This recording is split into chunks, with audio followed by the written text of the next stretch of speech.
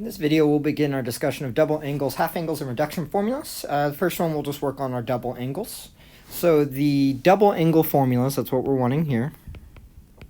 Double angle formulas are special cases of the sum formulas where alpha equals beta.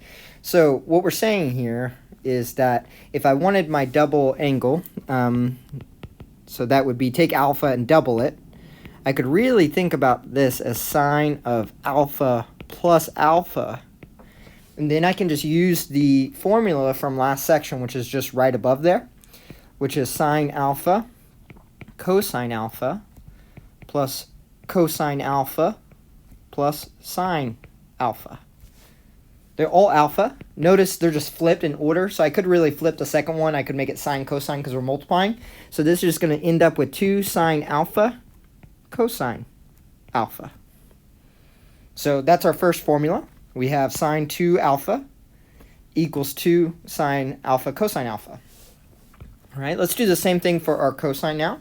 If I have cosine of an angle that is doubled, I can think about that as cosine of alpha plus alpha, and then use my formula. Cosine of alpha, minus sine of alpha, sine of alpha. And notice what we get here is we get cosine squared alpha, 2 of them, minus sine squared alpha. So there is our formula for cosine. Now here's the thing. This looks hopefully familiar from our identities section.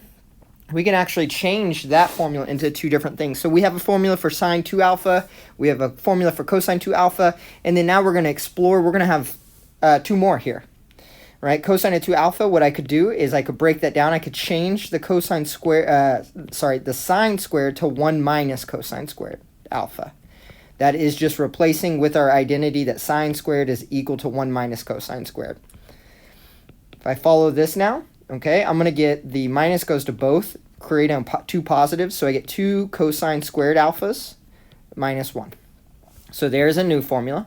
Let me erase the highlighting here so we have only formulas that are highlighted. Cosine 2 alpha is equal to 2 cosine squared minus 1. So we now have 2 definitions for cosine 2 alpha, or theta, whatever you want to use. We're using theta, I guess, in this one. Then I could also, like we did in that previous video, I could replace cosine squared with 1 minus sine squared. So I replaced this first one with 1 minus sine squared minus sine squared.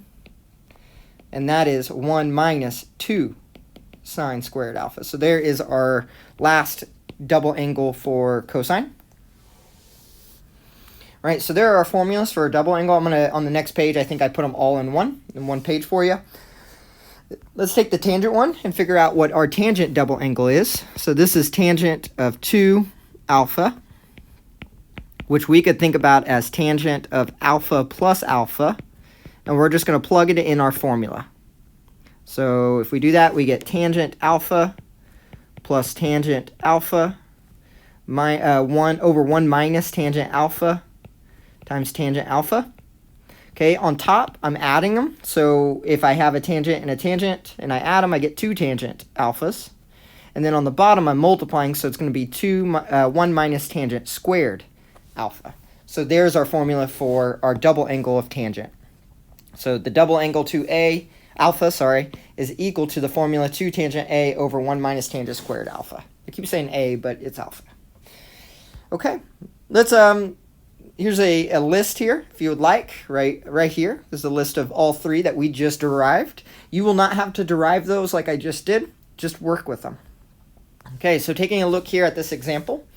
I'm trying to find, it says, given sine alpha is 5/8 and theta is in quadrant 1, find cosine of 2 theta, or 2 alpha, So I am looking here, and I have 3 options. I can use any 3 I want, but I see that they gave me sine. So it would make most sense for me to use the formula that just has a sine. So this is equal to 1 minus 2 sine squared alpha.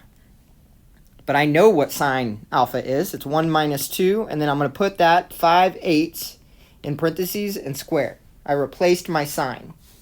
And now this is just a numerical answer. 5/8 squared is 25/64 times 2 is going to be minus 25 over 32. And then if I subtract that from 1, I get 7 over 32. So really, the three options of our formulas are going to give us three options to be able to pick the easiest one. I could have also taken sine, and I could have created a triangle in that quadrant and put alpha and put 5 over 8 and figured out what this was, and then found cosine and used one of these formulas if I wanted to. But I like the path of least resistance. That's going to be the easiest, and I feel like that would be the easiest. Just we already were given sine, so plug it in. All right, we're going to do two identities using these. First thing, I'm going to take a side quest for a moment. If I take x squared minus 9, I'm going to remind you guys of some factoring. X squared minus 9 factors to x plus 3 and x minus 3. X squared minus 25 is equal to x plus 5, x minus 5. I hope you're seeing the pattern here. If I take 16x squared minus 64, I get 4x plus 8 and 4x minus 8. So really what's happening here is if I have a squared minus b squared, I get a plus b, a minus b. So anytime I have that. Now what's happening here with this cosine to the fourth minus sine to the fourth, think about it this way. A to the fourth minus b to the fourth. If I use that same pattern of just take the square roots, right? If you can see that all the way down here, I get a squared plus b squared times a squared minus b squared. Right? And I could even take that further. A squared plus b squared doesn't factor. But a squared minus b squared factors to a plus b times a minus b. So we can see it factoring all the way down. We're going to do that same thing here with cosine to the fourth theta minus sine to the fourth theta. Okay, this factors as cosine squared theta plus sine squared theta times cosine squared theta minus sine squared theta. I don't even need to go further like we did here. You can actually see what's going to happen. This thing is equal to a 1, right? That's our main Pythagorean identity, leaving me with just cosine squared theta minus squared theta minus sine squared theta. And we know from above that's equal to cosine 2 theta. That's just our formula. So we have proven the identity. Again, that difficult part really will come down to the factoring that we just did there. And that's really going to be a common theme for you guys finishing this course and taking calc and going through that series. I teach all the way up to DiffyQ. And one common theme is that the calculus or the pre-calc 2 isn't really the crazy part, even though it kind of is at this level. But once you get to calculus, the calc concepts aren't crazy difficult. The hard part about calculus is the algebra and the trig inside of it. So this whole factoring business that I went over up here, sorry for that, I don't know what happened there. This whole business up here is very important. If you want to look that up so you can review it, because I did say it was very important, this is called the difference of squares. I would look that up now. My advice right now while you guys are in pre-calc 2 is clean up your algebra as much as you can so you don't have to do it in calc 1. So start cleaning that up. If you don't know how to factor difference of squares or just factoring in general, take care of it this semester or the month between semesters, or take the summer off and do it in the summer, because I'm telling you, if you can't do the algebra stuff when you get to calculus, it's going to hurt. Okay, we have one more here. I'm proving this identity. I can either start over here if I wanted, or I could start over there. I think I'm going to start on the right. And the reason being is because I see right away that I can factor out. They have a cosine. I have two terms, this term and that term, and they both have cosine. So I'm going to factor out a cosine theta, and that's going to leave me with cosine squared theta for the first term minus sine squared theta.